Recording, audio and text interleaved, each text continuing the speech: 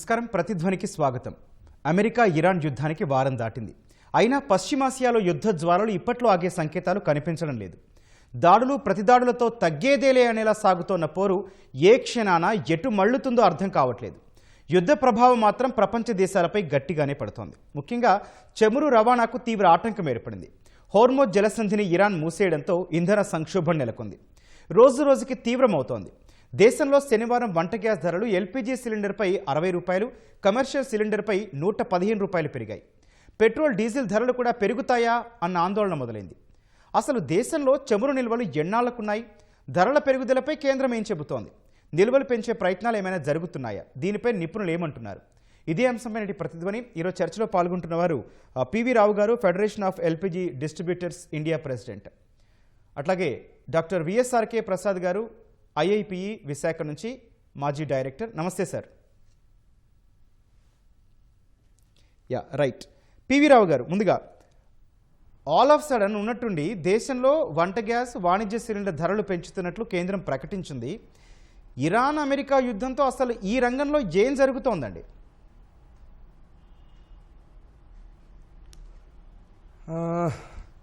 ఏముందండి, Iran, Israel, America మధ్యలో ఈ వార్ ఉద్రిక్తత పెరగడం వల్ల మిడిల్ ఈస్ట్ ప్రాంతంలో చమురు గ్యాస్ సరఫరాలపై దీని ఎఫెక్ట్ పడిందండి. ఈ అనిశ్చితత మూలంగా ప్రపంచంలో ముఖ్యమైన సరఫరా మార్గాలన్నీ అయినటువంటి హోర్మోజ్ జలసంధి దగ్గర కూడా ఈ ఎఫెక్ట్ ద్వారా బీమా యొక్క ఖర్చులు, రవాణా ఖర్చులు పెరగడం, అక్కడ విపరీతంగా నౌకలు రావడంలో ఇబ్బంది రావడం జరగడం మూలంగా ఈ దిగుమతిపై ఆధారపడి ఉన్నటువంటి దేశాలపైన ఎల్పిజి యొక్క ప్రభావం బాగా పడుతుందండి.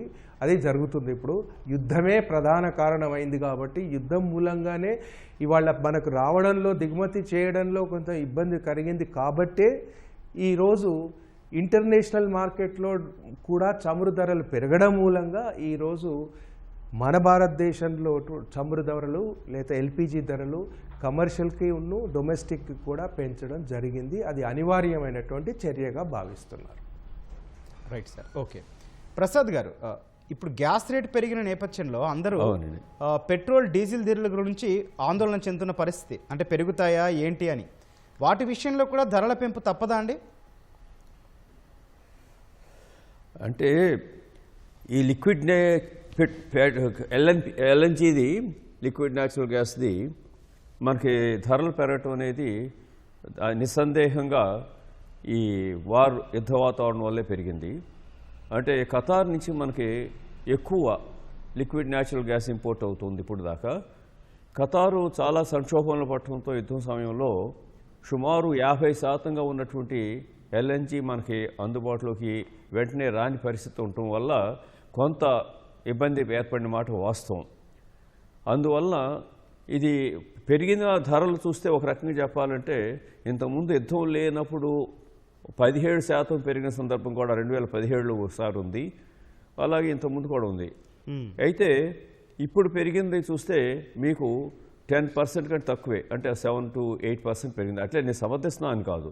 ఇంత సంక్షోభంలో 7 to 8% పెరిగింది అంటే ప్రస్తుతానికి అది మనం మరీ ఇబ్బంది పడేంత పెంపు కాదని అనుకోవచ్చు. అయితే ఏంటంటే ఈ ఆయిల్, మీరు ఇంతకుముందు అన్నారు ఈ ఆయిల్ కూడా పెరుగుతుందా ఇదనేది.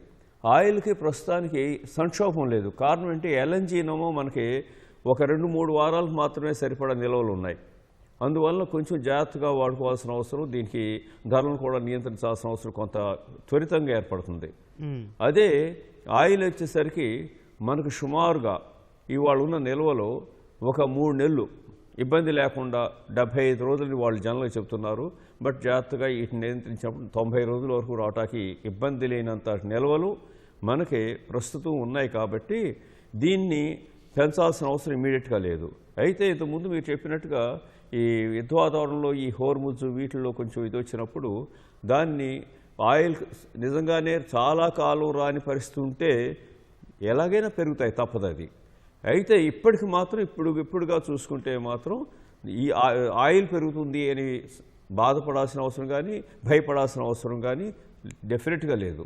ఎందుకంటే మనకు ఉన్న నిల్వలు 75 రోజుల వరకు నిక్షేపంగా ఉన్నాయి, కానీ జాగ్రత్తగా వాడుకుంటే 90 రోజుల వరకు కూడా ఉంటాయి. అందుకని మనం దీని గురించి భయపడాల్సిన అవసరం మాత్రం లేదండి ప్రస్తుతం. అంటే ఈ దేశీయ అవసరాల ప్రకారం కనుక మనం చూస్తే ప్రసాద్ గారు, ఇప్పుడున్న నిల్వలు కావచ్చు, వస్తున్న కన్సైన్మెంట్ కావచ్చు, ఎన్ని రోజులు ఇబ్బంది లేకుండా ఉండొచ్చు అని అంటారు? అవునండి. ఎందుకంటే ఒకవేళ యుద్ధం పరిస్థితులు ముదిరినా కూడా అసలు కన్సైన్మెంట్, అవునండి, కన్సైన్మెంట్ అసలు ఏమీ రాదు అని అనుకుంటేనే ఇప్పుడు నేను చెప్పిన 75 రోజులు 90 రోజుల మధ్య అండి. వేరే మనకి కన్సైన్మెంట్లు అసలు రాని పరిస్థితి లేదండి. కారణం ఏంటంటే మనకి హోర్ముజ్లోది ప్రస్తుతం అక్కడ ఆగిపోయి ఉన్నప్పటికీ కూడా ఇటు రష్యా నుంచి చాలా పెంచారండి ఇంతకుముందు ఇచ్చిన ఆయిల్ కంటే కూడా. ఉదాహరణకి నవంబర్లో 7.7 మిలియన్ టన్నులు మనకి సరఫరా చేస్తున్నారు రష్యా వాళ్ళు. మొత్తం మనకి 250 మిలియన్ మెట్రిక్ టన్నులు మనకు అవసరం ఉంటుందండి. ఆ 250 మిలియన్ మెట్రిక్ టన్నులు ఆల్మోస్ట్ ఒక 40% దాకా రష్యా నుంచి వచ్చే పరిస్థితి మనకుంది వాళ్ళ. అందువల్ల మనకి ఏంటంటే ఈ అమెరికాకు కూడాను వాళ్ళు ఈ మొన్న మధ్యనే హామీ ఇచ్చారు, పెంచుతాము మీకు పంపే ఆయిల్ అని. సో ఈ రెండింటి కనుక మనకు పూర్తిగా వస్తే అప్పుడు ఏంటంటే ఈ మనకు ఏదైతే నష్టం జరిగిందో పశ్చిమాసియాలో ఉన్నటువంటి సప్లైలు, వాటిని అధిగమించడానికి ఈ సప్లై సరిపోతాయి. కాబట్టి ఇమీడియట్గా దానివల్ల ఈ కన్సైన్మెంట్లు గురించి మనం వరి అవ్వాల్సిన అవసరం లేదు. యుద్ధ వాతావరణంలో కూడా మనకి సప్లై ఉంది కాబట్టి మనకి ఈ ఆయిల్ నిక్షేపాలకు సంబంధించి మాత్రం మనకి ఏ రకమైన ఇబ్బంది లేదండి రాబోయే రోజుల్లో. కనీసం ఒక 3 నెలలు మనం ఆలోచించవసరంలా. ఇదే యుద్ధ వాతావరణం కనుక నిజంగానే మీరు అన్నట్టు ఆ 3 నెలలు 6 నెలల్లో ఉండి అసలు వీళ్ళు కూడా ఆయిల్ సప్లై చేయలేని పరిస్థితి వచ్చే, అది ఊహాతీతమైన ప్రశ్న. కానీ అలాంటి పరిస్థితి వచ్చింది అనుకున్నా కానీ మనకు 3 నెలలు ప్రాబ్లం లేదండి. Right sir, okay. రావు గారు, ధరలు పెంచడానికి ముందు చూస్తే కేంద్రం గ్యాస్పై మరో నిర్ణయం కూడా తీసుకుంది. కేవలం గృహ అవసరాలు మినహా మిగిలిన వాటికి కోత పెట్టిన పరిస్థితి. నిత్యావసరాల చట్టాన్ని కూడా అమల్లోకి తీసుకొచ్చింది. ఎందుకనంటారండి? మిస్యూజ్ ఆపటానికండి. ముఖ్యంగా ఇటువంటి పరిస్థితుల్లో ప్యానిక్ అవుతారు వినియోగదారులు. ఇప్పుడు యుద్ధ పరిస్థితి, యుద్ధం గురించి మాట్లాడినప్పుడు ప్రతి ఒక్క చిన్న పిల్లవాడి విషయంలో కూడా మనం ఆలోచన చేస్తే యుద్ధం జరుగుతుంది, యుద్ధం జరగడం మూలంగా మనకు ఎన్నో వసతులు పోతున్నాయి అనేటువంటి ఆలోచనలో పిల్లలు ఉన్నారు, యువతరం ఉంది. ఈ సందర్భంలో మనకు 30 రోజుల వరకు ఎటువంటి ఇబ్బంది లేకుండా చమురు ఉత్పత్తి చేసినా చేయకపోయినా మనం వినియోగదారులకు సరఫరా చేయగలమనేటువంటి ధీమాతో మన భారతదేశంలో ఉన్నప్పటికీ మనకు దిగుమతులు సరిగా క్రూడ్ ఆయిల్ రావడం కానీ, తర్వాత దాన్ని పంపించి మళ్ళీ ఎల్పిజి తెచ్చుకోవడంలో కానీ ఏర్పడుతున్న ఇబ్బందుల వల్ల ప్రజలు కూడా ప్యానిక్ బుకింగ్ చేయడం జరుగుతుంది. ఇప్పుడు బుకింగ్ చూస్తే మీరు ఎండాకాలంలో చాలా తక్కువగా ఉండాల్సింది 4 అంతలు పెరిగింది. ఓకే. ఈ ప్యానిక్ బుకింగ్ వల్ల మీరు ప్లానింగ్ చాలా ఇబ్బందికరమైన పరిస్థితి వస్తుంది. ఈ ఇబ్బందికరమైన పరిస్థితుల్లో ఎవరు కూడా భారత ప్రభుత్వం కానీ, మినిస్ట్రీ ఆఫ్ పెట్రోలియం కానీ, కార్పొరేషన్స్ కానీ, డిస్ట్రిబ్యూటర్స్ కానీ చేతులు ఎత్తాల్సిన పరిస్థితి వస్తుంది. కాబట్టి ఇవాళ ధరలు పెంచడానికి ప్రధాన కారణం నేనేమనుకుంటానంటే, రాబోయే దినాలలో మళ్ళీ ఈ చమురు కొంచెం చమురు కన్సైన్మెంట్స్ రావడంలో జాప్యం, వీటన్నిటినీ దృష్టిలో పెట్టుకొని మోర్ ఓవర్ మన ఇంటర్నేషనల్ మార్కెట్లో డాలర్ ప్రైస్ పెరగడము, చమురు ప్రైజులు పెరగడం, వీటికి కావాల్సిన సంబంధిత ట్రాన్స్పోర్టేషను, బీమా వగైరా ఛార్జీలు పెరగడం మూలంగా మనం కూడా పెంచాల్సిన పరిస్థితి వస్తుందేమో. ప్రస్తుతం భారత ప్రభుత్వం మాత్రం పెంచినంత వరకు క్లియర్గా చెప్పడం జరిగింది మాకు. ఇది పెంచడం, తర్వాత వాణిజ్యపరమైనటువంటి సరఫరాను కొంతవరకు కోత విధించడం అనేది భారత ప్రభుత్వం తీసుకున్న నిర్ణయం. ఇది ఇంప్లిమెంటేషన్ స్టార్ట్ అయింది. దాంట్లో భాగంగానే 60 రూపాయలు అందరు కస్టమర్లను మాకు డిస్ట్రిబ్యూటర్స్ అందరికీ తెలియజేసింది ఏంటంటే, కస్టమర్స్కి ఎడ్యుకేట్ చేయండి. సిలిండర్ రావడానికి మీకు ఇబ్బందికరమైన పరిస్థితులు లేవు, తప్పకుండా సిలిండర్ వస్తుంది, కొంత డిలే మాత్రం జరుగుతుంది, జాప్యం జరిగే అవకాశం ఉంది. అది కస్టమర్ పరంగా పరిస్థితులు ఇలాగే కొనసాగితే పివి రావు గారు, అది కస్టమర్ పరంగా కానీ ఒక విషయం మాట్లాడుకోవాలి. ఇట్లాంటి పరిస్థితుల్లో ముందస్తు నిల్వలు కానీ ఇతర అవసరాలని మనం సేవ్ చేసి పెట్టుకోవడం కానీ లేదా, ఎందుకంటే ఓ పక్క ఉక్రెయిన్ రష్యా వారుద్యంలో కూడా మనం చూసాం, మనము సన్ఫ్లవర్ ఆయిల్ ధరలు భారీగా పెరిగిన పరిస్థితి. ఇప్పుడు ఆ యుద్ధం కంటిన్యూ అవుతోంది, దానికి తోడు ఈ ఇజ్రాయిల్ ఇరాన్ కంటిన్యూ అవుతుంది, రేపు భవిష్యత్తు కూడా చెప్పలేం కదా. ఇట్లాంటి టైంలో కనీస నిల్వ లేకపోతే మెజారిటీ నిల్వలు ఉండే అవకాశం లేదా? ఆ దిశగా కేంద్రం ఆలోచన చేస్తుందా? తప్పకుండా చేసిందండి. మీరు విశాఖపట్నంలో చూసుకుంటే కెవిన్ స్టోరేజ్ అని అండర్ గ్రౌండ్ స్టోరేజ్ ఉందండి. ఇది హిందుస్థాన్ పెట్రోలియం కార్పొరేషన్ మరి కొంతమంది వాళ్ళ పార్ట్నర్స్గా తీసుకొని చాలా పెద్దగా 35 రోజులకు మనకు సరిపడే ఉభయ రాష్ట్రాలకు సరిపోయేటువంటి ఎల్పిజి స్టోరేజ్ కెపాసిటీ అక్కడ చేసింది. అట్లాగే అటువంటి ప్లానింగ్ వివిధ ప్రాంతాల్లో చేయాలనేటువంటి, రిఫైనరీకి దగ్గరగా ఉన్నటువంటి ప్లేసుల్లో చేయాలనేటువంటి ఆలోచన ప్రభుత్వం చేసింది. ఒకటి ఇంప్లిమెంటేషన్ కూడా చేసింది విశాఖపట్నంలో. అందుకే మీరు ఆంధ్ర తెలంగాణ ప్రాంతంలో మీకు ఎక్కడ కూడా గత 4-5 ఏళ్ళుగా ఎప్పుడు కూడా మీకు షార్టేజ్ అనేది కనబడలే. ఓకే, సో ఇప్పుడు కూడా అలాగే చేసింది. కానీ ఇంకా జాగ్రత్త పడాల్సింది, ఎందుకంటే యుద్ధంతో మనకు సంబంధం ఎలా ఉంటుందో ఎట్లా ఉంటుందో అనే ఆలోచన కూడా చేయాల్సి వస్తుంది. కాబట్టి అంత పెద్ద మొత్తంలో వాళ్ళు తగినంత మోతాజులో మాత్రమే ప్లాన్ చేసుకున్నారు, కానీ యుద్ధం వస్తుంది అనే ఆలోచనతో చేసినట్టుగా కనిపించలేదు. Right sir. ప్రసాద్ గారు మీరు చెప్పండి, అంతర్జాతీయ మార్కెట్లో చూస్తే బ్యారెల్ క్రూడ్ ఆయిల్ ధర $89.23 చేరింది. ఇది 150 కూడా క్రాస్ చేయొచ్చని ఖతార్ హెచ్చరిస్తోంది. అదే జరిగితే పెట్రోల్ డీజిల్ ధరలు ఎంత పెరగొచ్చు అంటారు? అంటే ఇక్కడ ఒక చాలా విచిత్రమైన, ఇది ఎకనామిక్స్ సంబంధించిన క్వశ్చన్గా లెక్కేసుకోవచ్చు మనం. దీనికి ఏంటంటే ఇంత ముందు కూడా $135 బ్యారెల్ $135 ఉన్న సందర్భం ఉంది. ఒక రెండు సార్లు $100 దాటి 2008 నుంచి 2007 నుంచి 10 దాకా కూడా కంటిన్యూస్గా ఉంది. ఆ రోజుల్లో కూడా మన లీటర్ పెట్రోలు కేవలం $60-70 ఉంది. కానీ ఈరోజు $35-40 ఉన్నప్పుడు మన $110 ఉన్న పరిస్థితి ఉంది. కాబట్టి రేపు ఈ ప్రతి $10 పెరిగిందంటే ఆల్మోస్ట్ ప్రతి 10% కనుక ధర పెరిగితే మనకి హోల్ ప్రైస్ ఇండెక్స్ మీద ఆల్మోస్ట్ 1% దీని ఇంపాక్ట్ ఉంటుంది. ఎందువల్లంటే ఈ కేవలం మనం కార్లు నడుపుకోవటాకో లేకపోతే వీటికోనే కాకుండా ఈ మన పూర్తి రవాణా సరుకులు కానీ ఏవైనా కానీ దాని మీద ఆధారపడతాయి. కాబట్టి అన్ని ప్రైసు దీనివల్ల పెరుగుతాయి. అందువల్ల హోల్ ప్రైస్ ఇండెక్సే మొత్తం మనకు 1% పెరిగిపోతుంది. ఒక్క 10% కనుక ఆయిల్ ధర పెరిగితే. ఇప్పటికి ఆయిల్ ధర మనకి సుమారుగా 20% పెరిగింది అటు ఇటుగా. అంటే ఇంకా మీరు చెప్పినట్టు 150 అయితే ఎంత అయినట్టంటే సుమారు రెట్టింపు అయిపోయినట్టు లెక్క.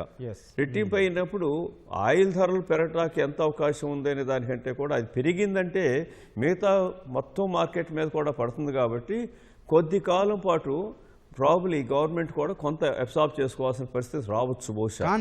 ఆ అబ్సార్బ్ చేసుకోవడానికి మన గవర్నమెంట్ కూడా ప్లాన్ చేస్తే బహుశా కన్జ్యూమర్ మీదకి ఎక్కువ బర్డెన్ రాదు. గవర్నమెంట్ అదే చెప్తోంది సార్. ప్రసాద్ గారు, గవర్నమెంట్ అదే చెప్తోంది, ధరలు పెరగవు, 10% గతం కంటే కూడా నిల్వలు పెంచుతున్నామని కూడా చెబుతోంది. ఈ క్లిష్ట పరిస్థితిలో ప్రభుత్వ నిర్ణయం ఫలిస్తుంది అనుకోవచ్చా అండి? తప్పనిసరిగా ఫలిస్తుందండి. కారణం ఏంటంటే ఇంతకుముందే పివి రావు గారు చెప్పినట్టుగా ఈ మనకి ఒక నిల్వలు స్ట్రాటజిక్ స్టోరేజ్ అని చెప్పి విశాఖపట్నంలో ఉన్నాయి. ఒక LNG చెప్పారు వారు. ఈవెన్ ఆయిల్ కూడా విశాఖపట్నంలో ఉన్నాయి. 1.3 మిలియన్ మెట్రిక్ టన్స్ నిల్వ చేసుకునేది.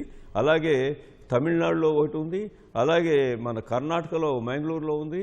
ఇన్ని చోట్ల ఇవన్నీ కలిపి సుమారు 5.5 మిలియన్ మెట్రిక్ టన్ల ఆయిల్ మనకి స్ట్రాటజిక్ రిజర్వ్స్ కింద ఉన్నాయి. ఇవన్నీ కాకుండా మళ్ళీ సుమారు మన దగ్గర ఉన్న 26 రిఫైనరీల దగ్గర కూడా వాటి దగ్గర కూడా కొంత రిజర్వ్ పెట్టుకోవడం జరిగింది. ఈ రిజర్వ్లన్నీ పెట్టుకుని మనకు సుమారు 75 నుంచి 90 రోజుల వరకు ప్రాబ్లం లేదు అనే ధీమా మనకు ఉంది. ఈ దీని తోడు అది ఎప్పుడు ఏమీ రానప్పుడు. కానీ ఇప్పుడు ఆల్రెడీ ఆయిల్ కంటిన్యూస్గా 50% వస్తానే ఉంది. Yes. ఇంకొక పెరిగిన ఇప్పుడు మన రష్యా పెంచింది, అమెరికా పెంచింది, ఇవన్నీ కలుపుకుంటే ఈవెన్ 80% కూడా రావడానికి ఛాన్స్ ఉంది. Right. అంటే 80% రావడం అంటే మనం డెఫిసిట్ ఓన్లీ 20% ఉన్నట్లు లెక్క. అప్పుడు ఈవెన్ ఫ్యూచర్లో హోర్ముజ్ నుంచి Okay, రిలీజ్ sir. అవ్వదు, లేకపోతే ఇవన్నీ కూడా బ్లాక్ అయిపోతాయి ఇవన్నీ అనుకున్నప్పుడు కూడా 20% డెఫిసిటే ఉంది. Right, sir. 20% డెఫిసిట్ అయినప్పుడు ఈ 70-90 రోజుల మధ్యన ఉన్న ఆయిల్ రిజర్వ్స్ బహుశా 3 నెలలు కాకుండా 8 నెలల దాకా వచ్చే అవకాశం ఉంటుంది 10 నెలల్లో. Okay, sir. కాబట్టి అందువల్లే కేంద్ర ప్రభుత్వం కూడా చాలా ధీమాగా దీని ఇంపాక్ట్ లేకుండా చేయడానికి మనకు అవకాశం ఉంది అని చెప్తానండి. Okay sir. పివి రావు గారు, దేశీయ గ్యాస్ అవసరాలేమో 31.8 మిలియన్ టన్నులు ఉంటే 12.8 మిలియన్ టన్నులే మన దగ్గర ఉత్పత్తి అవుతున్నాయి. మిగతాది మనం ఏ ఏ దేశాల నుంచి దిగుమతి చేసుకుంటున్నామంటే ఇటువంటి యుద్ధ నేపథ్యంలో ఆల్టర్నేటివ్ మార్గాలు ఏమైనా ఉన్నాయా?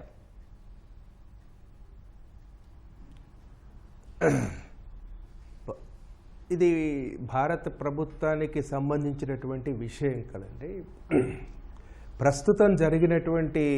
ప్రస్తుతం భారత ప్రభుత్వం ఇచ్చినటువంటి ఎల్పిజి కనెక్షన్స్ దాదాపు 11 కోట్ల వరకు పెరిగాయి. ఇదంతా భారం మీద పడుతూనే ఉంది. ప్రధానమంత్రి ఉజ్వల యోజన కింద ఇచ్చినటువంటి ఈ కనెక్షన్స్ యొక్క భారం ప్రస్తుతం మీద పడుతుంది.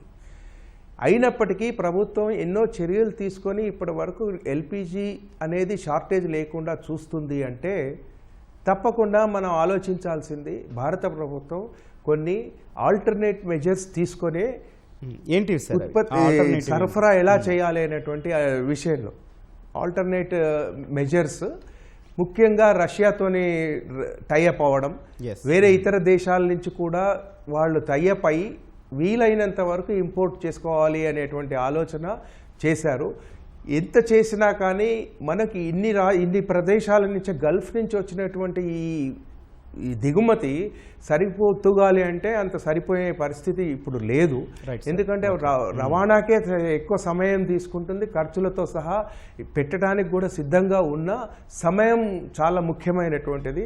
ఇప్పుడు ఆల్ ఆఫ్ ఎ సడన్ ఇవన్నీ కూడా ప్లాన్ చేసుకొని ఈ జరిగేటువంటి ఇబ్బందిని ఎదుర్కోవాలి అనేది కష్టతరమైన, కానీ ప్రభుత్వం తీసుకున్న చర్యలు మనం హర్షించాల్సినటువంటి విషయం అయితే ఉంది. ఎందుకంటే ఈ కొంచెం సిలిండర్ విషయంలో, ఎందుకంటే ఇవన్నీ కూడా ఎసెన్షియల్ కమాడిటీస్ కాబట్టి ముఖ్యంగా గ్యాస్ లేనిది చాలా ఇబ్బందికరమైన పరిస్థితి కాబట్టి దీనికి అన్ని చర్యలు ప్రభుత్వం తీసుకుంది.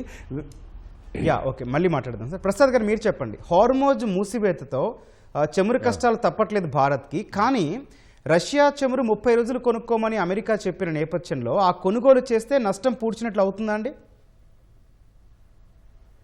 చాలా వరకు నష్టం పూడ్చినట్టే అవుతుందండి. పూర్తిగా కాదు కానీ చాలా వరకు అవుతుంది. అలాగే అమెరికా కూడా తను కూడా ఆఫర్ చేసింది నేను కొంత ఇస్తాను అని. వెనిజులా నుంచి కూడా మనకు అదనం వస్తుందండి.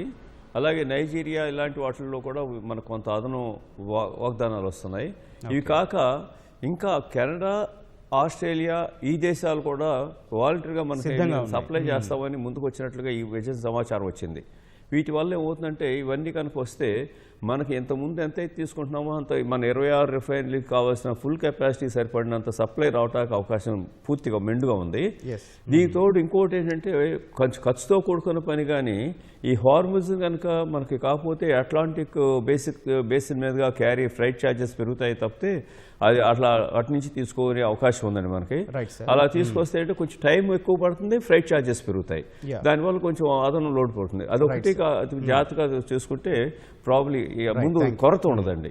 అయితే ఇంతకుముందు పివి రావు గారు చెప్పినట్టుగా ఈ కొరతని అవాయిడ్ చేయాలంటే మాత్రం తప్పనిసరిగా చేయాల్సిన పని ఏంటంటే మాత్రం మనం ప్యానిక్ అవ్వకూడదు. పీపుల్ కొంతమంది దళాలు కావాలని ప్యానిక్ క్రియేట్ చేస్తారు, ఎందుకంటే దాన్ని హోర్డింగ్ చేసి మళ్ళీ డబ్బులు మనం సంపాదించుకోవచ్చు అని. కఠిన చర్యలు తీసుకుంటూ దాన్ని నియంత్రించాలి. రైట్. పివి రావు గారు, యుద్ధ ప్రభావం గ్యాస్ బుకింగ్లపై పడితే డబుల్ సిలిండర్కు 30 రోజులు, సింగిల్ సిలిండర్కు 21 రోజుల గడువు విధిస్తూ కూడా ఆయిల్ కంపెనీలు అనధికారికంగా నిర్ణయించాయి. ఇదెందుకండి? ఎందుకంటే అండి ఒక సిలిండర్ సగటున ఉన్నటువంటి 5-6 ఫ్యామిలీ మెంబర్స్కి ఒక సిలిండర్ దాదాపు 30-35 రోజుల వరకు సరిపోతుంది అనేటువంటి ఒక ఆలోచన కంపెనీలు వచ్చాయి ఆలోచనకి. దాన్ని ఆధారంగా ఒక సిలిండర్ బుక్ చేసుకొని మళ్ళీ సిలిండర్ బుక్ చేసుకుంటే మేము సిలిండర్ సరఫరా చేసేందుకు 1-2 డేస్ సమయం సరిపోతుంది, 1-2 డేస్లో ఇచ్చేస్తాం కాబట్టి మీరు 30 డేస్ గ్యాప్ ఇవ్వండి అనేటువంటి ఒక ఆలోచన విధానాన్ని. దీన్ని ఏంటంటే ఒకరి దగ్గరనే ఒక వినియోగదారుడి దగ్గరనే 4-5 సిలిండర్లు ఉండే బదులు అందరికీ మంచి సక్రమంగా సరి అయిన పద్ధతిలో ఇబ్బంది లేకుండా సప్లై చేయాలనేటువంటి ఒక సమాలోచనతోనే జరిగింది. అంతేకాని అతనికి నియంత్రణ ఇప్పుడు కొన్ని రోజులు ఫ్రీగా దొరికినప్పుడు నియంత్రణ లేదు, మీకు ఎన్ని సిలిండర్లు కావాలన్నా తీసుకోమన్నది. సబ్సిడైజ్డ్ సిలిండర్స్ కి మాత్రమే నియంత్రణ. ప్రసాద్ గారు, అట్లా ఇప్పుడు కూడా నియంత్రణ చాలా అవసరం. Okay sir. ప్రసాద్ గారు, చివరిగా మీరు చెప్పండి సార్. హార్మోజ్లో అమెరికా, ఇజ్రాయెల్, ఐరోపా దేశాలకు ప్రవేశం లేదని IRGC ప్రకటించింది. దీని ద్వారా ముఖ్యంగా భారత్కి ఎట్లాంటి ఉపశమనం కలగనుందండి? ఇది ఒక రకంగా చెప్పాలంటే వాళ్ళు చెప్పిన విషయం మన దేశం వరకు కొంచెం ఉపశమనం కలిగిందని చెప్పాలండి. అది దాని కనుక వెంటనే కనుక వాళ్ళు ఇంప్లిమెంట్ చేసి, అంటే వాళ్ళకు ఐరోపాని వీళ్ళని నియంత్రించమని నేను చెప్పట్లా, వాళ్ళు కూడా చేస్తే సంతోషమే. కానీ కనీసం వాళ్ళ యుద్ధ వాతావరణం వల్ల, వాళ్ళకున్న పగల వల్ల, వీటి వల్ల వాటిని కనుక కంట్రోల్ చేయాలని వాళ్ళు అనుకుంటే మాత్రం కనీసం మిగతా దేశాలు మనలాంటి తటస్థ దేశాలకు ఇలాంటి వాటికి కనుక వాళ్ళు ఆ చెప్పిన మాట నిలుపుకొని వదిలేసేస్తే మనకు అసలు ఈ ప్రాబ్లం ఈ రోజైతే ఎక్సెప్ట్ ఆ ఖతారు, యుమైన్, ఈ కువైట్ ఇలాంటి వాటి నుంచి సరఫరానే ఉత్పత్తి తగ్గిపోయింది కాబట్టి సౌదీ అరేబియా నుంచి వాటి నుంచి రావడం తగ్గొచ్చు తప్పితే మిగతా దేశాలు ఇప్పుడు మనకి మిగతా వాళ్ళు ఆఫర్ చేస్తున్న ఆయిల్ కానీ ఇతర దేశాల నుంచి వచ్చేవి కానీ హోర్ముజ్ నుంచి స్ట్రైట్గా వచ్చేస్తే ఏమవుతుందంటే మనం ఇంతకుముందు అనుకుంటున్నవన్నీ కూడా ఈ ప్రాబ్లమ్స్ అన్నీ కూడా పూర్తిగా తగ్గిపోయి ఉపశమనం కలిగి మనకు అసలు ఏ రకంగానూ ఒక స్మాల్ ఇన్కన్వీనియన్స్ తప్పితే ఓవరాల్గా బర్డెన్ కానీ లేకపోతే ఇన్ఫ్లేషన్ కానీ రెండూ కూడా రాకుండా ఉండి దాని నుంచి మనం ఆర్థిక పరిస్థితి ఇబ్బంది పడకుండా ఉండే పరిస్థితి వచ్చే అవకాశం ఉందండి. మనకి ఇన్ఫ్లేషన్ అనేది చాలా ప్రమాదకరమైనది. యుద్ధాలు వచ్చినప్పుడు మెయిన్గా జరిగేది అది. దాని నుంచి మనం తట్టుకుని నిలబడగలిగే అవకాశం మనకు దొరుకుతుందండి. అది మనకు చాలా చక్కని ఉపశమనం కలుగుతుందని నాకు నమ్మకం ఉంది. ధన్యవాదాలు పివి రావు గారు, అట్లాగే ప్రసాద్ గారు చర్చలో పాల్గొన్నందుకు ధన్యవాదాలు సార్. ఇది నేటి ప్రతిధ్వని. నమస్కారం.